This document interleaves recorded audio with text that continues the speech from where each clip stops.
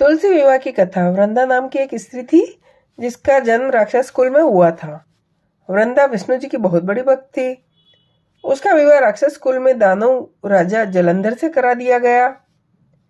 इस राक्षस ने चारों तरफ हाहाकार मचा रखा था।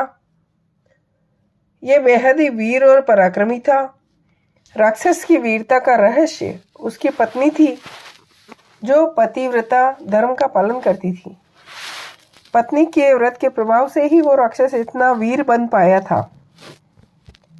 ऐसे में उसके अत्याचार से परेशान होकर देवता लोग भगवान विष्णु के पास गए। सभी देवताओं की प्रार्थना सुनकर भगवान विष्णु ने वृंदा का पतिव्रता धर्म भंग करने का निश्चय किया।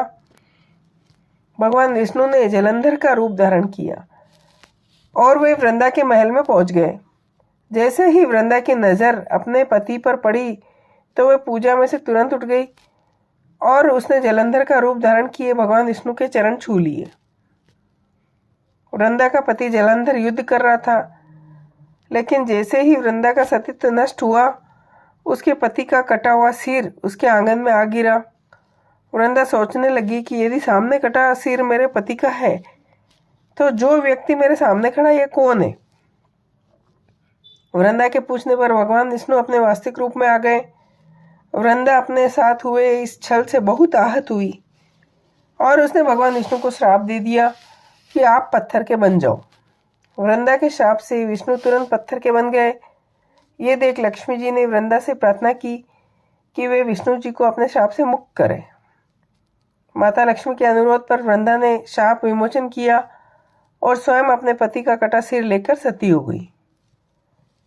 वृंदा की राख से एक पौधा निकला जिसे भगवान विष्णु ने तुलसी के पौधे का नाम दिया और कहा कि शालिग्राम नाम से मेरा एक रूप इस पत्थर में रहेगा जिसकी पूजा तुलसी के साथ की जाएगी।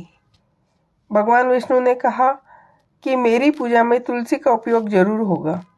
कहा जाता है तब से कार्तिक मास में तुलसी का विवाह शालिग्राम जी के साथ किया जाने लगा।